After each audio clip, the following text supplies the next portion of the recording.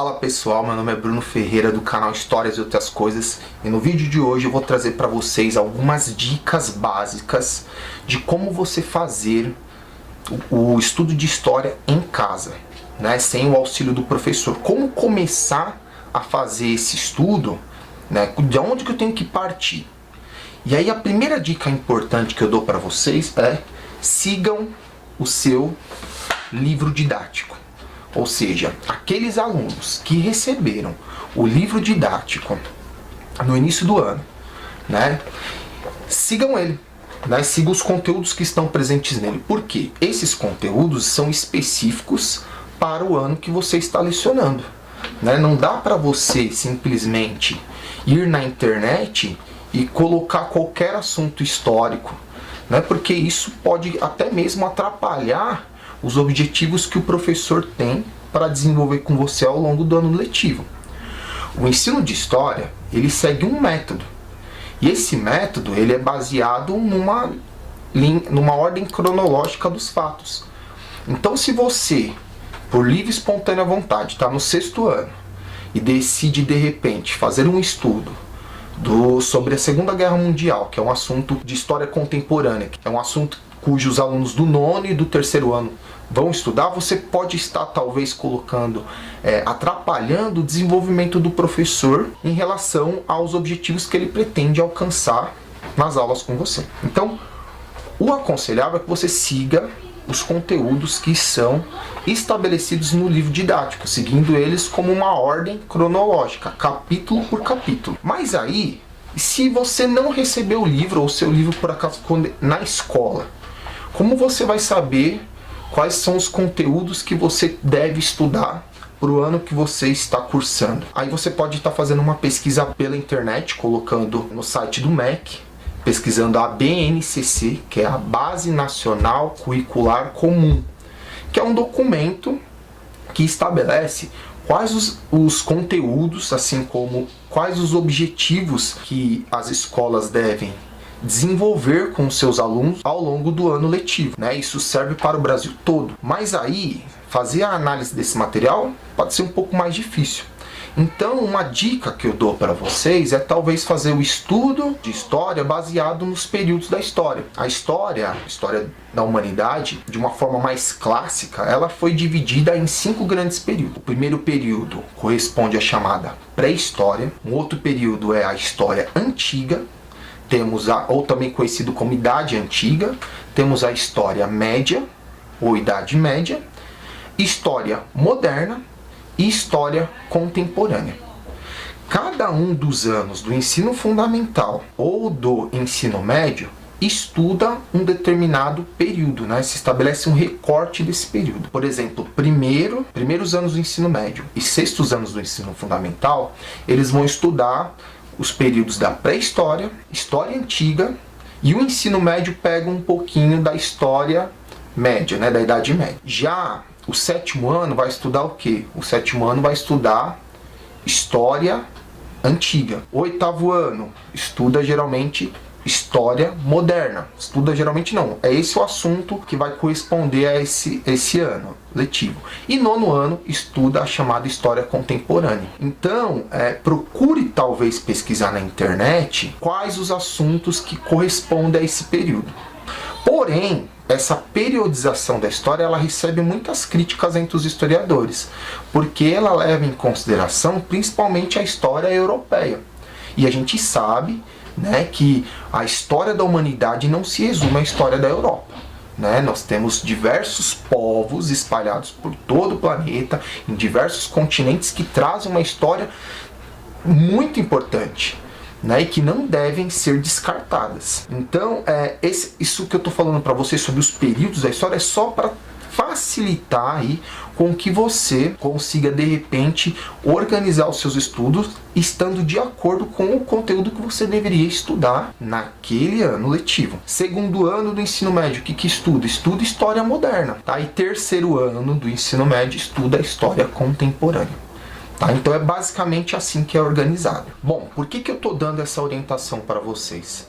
Para evitar com que vocês saiam atropelando diversos conteúdos históricos e de repente acabem tendo interpretações equivocadas sobre um determinado período histórico. É muito importante você seguir esse método histórico, que é um método, é um caminho. Existe todo um estudo que apresenta o estudo da história dessa forma, para facilitar a compreensão das pessoas.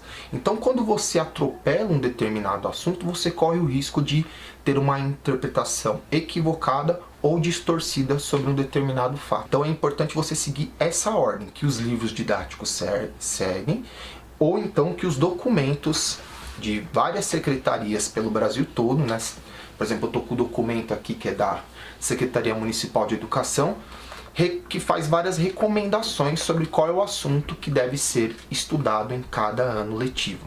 Esse tipo de situação pode evitar, por exemplo, interpretações equivocadas. Recentemente eu tive um aluno de um outro ano letivo, né, ele era do 7º ano do ensino fundamental, que falou para mim, por exemplo, que o nazismo é um regime de esquerda, foi um regime de esquerda.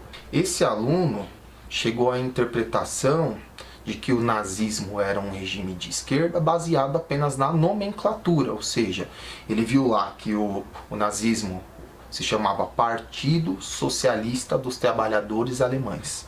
E por ter a nomenclatura socialista, ele já julgou que todo aquele processo era um movimento de esquerda, enfim.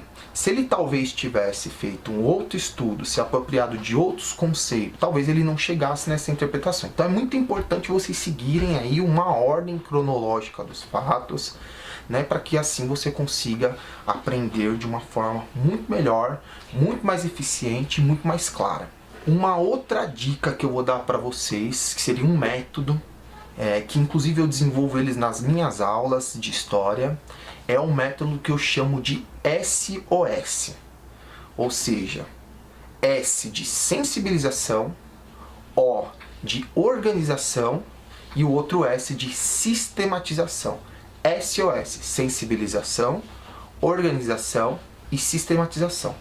Esse é o método, é o caminho que eu sigo no desenvolvimento das minhas aulas. E como que isso funciona? Isso aí você pode estar fazendo aí na sua casa. A sensibilização, eu vou dar como orientação para vocês uma videoaula qualquer na internet, né, no YouTube. Inclusive pode ser a minha, caso ela exista aí, né, caso ela tenha no meu canal.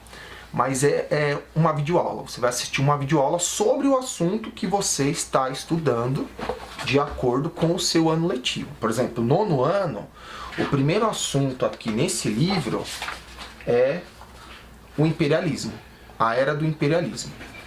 Então, a sensibilização é o que? A videoaula. É onde o aluno vai assistir a esse vídeo para se sensibilizar. O vídeo tem que ser uma provocação para que o aluno inicie o estudo sobre o assunto. E aí, por que eu falo que ele tem que ser uma provocação? Melhor, o vídeo não pode ser o fim. A aula não termina num vídeo, né? O vídeo é a sensibilização. Até porque o vídeo na internet você encontra várias pessoas que postaram explicações sobre um determinado assunto, e muitas vezes essas pessoas não têm embasamento científico para estar afirmando tais coisas. Então, eu acho que o mais interessante é que, o que eu recomendo a vocês é que a videoaula seja a sensibilização, é só para te sensibilizar. Então você assiste ela, compreende boa parte desse assunto, e aí você passa para a próxima etapa, que é a etapa da organização. A organização, qual é a recomendação que eu dou para vocês? É a hora que você vai se debruçar na leitura do seu livro didático, né? Na leitura. A leitura ela é fundamental. Não dá para considerar que somente com a videoaula você já se tornou capaz de compreender esse assunto. É necessário fazer a leitura, porque através da leitura você pode ter interpretações diferentes, você pode levantar outras questões que numa videoaula não foi contemplada. Eu, por exemplo, nas minhas videoaulas, assim como nas apresentações, nas explicações em sala de aula, eu faço um recorte daquele período, né? Então, muitos elementos que não foram explicados na videoaula, o aluno vai ter que fazer esse levantamento através do quê? Da leitura e da análise do seu livro didático, tá? Então, a segunda etapa é o momento da organização através das leituras do seu livro didático. Se você não tem o livro didático, e aí você coloca o tema específico na internet e vai procurar textos que falam sobre o assunto. De repente caiu lá o texto da Wikipédia, pode ser também. É que a Wikipédia às vezes vai utilizar uma linguagem que não é muito apropriada ao seu nível de escolaridade, mas também serve como mais um recurso para você fazer a análise e o estudo desse assunto. Muito importante também que ao fazer a leitura desse material, desse assunto, você faça algumas anotações num caderno. Essas anotações eu chamo de fichamento. O que seria o fichamento?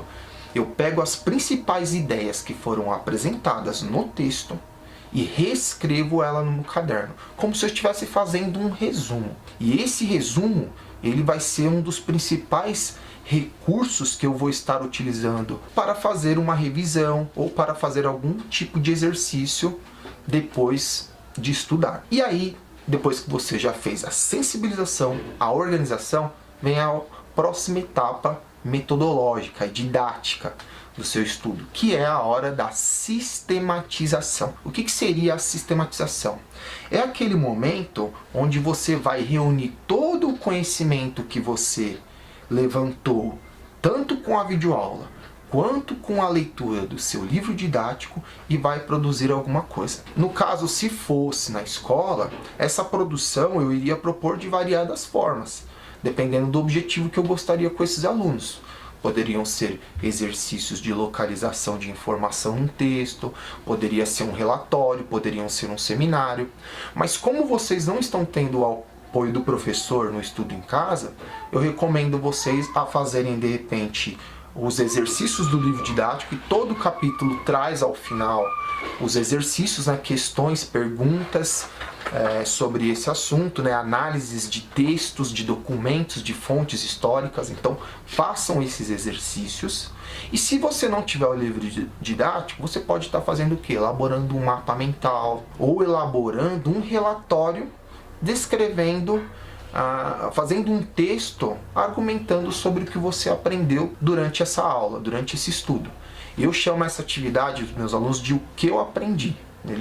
Quem está assistindo aí sabe muito bem qual é o tipo de atividade que eu estou falando, Eu peço para que eles elaborem um texto argumentativo mesmo, onde eles apresentam as principais informações que eles levantaram, aquilo que eles aprenderam, aquilo que chamou a atenção deles durante o estudo desse tema. Então, seguindo esse método, com essas 3 orientações básicas que eu falei para vocês, que é a sensibilização, a organização e a sistematização, com certeza aí vocês vão ter resultados melhores através dos seus estudos. Bom, pessoal, e essa é a recomendação que eu dou para vocês. Essas são algumas dicas de estudos, existem várias na internet, vocês podem estar dando uma pesquisadinha, e espero que vocês comentem alguma coisa aí no canal, para que a gente possa compartilhar esse tipo de informação, e naquilo que eu puder estar ajudando vocês, para conseguirem aprender, estarei disposto a estar respondendo a todos os comentários.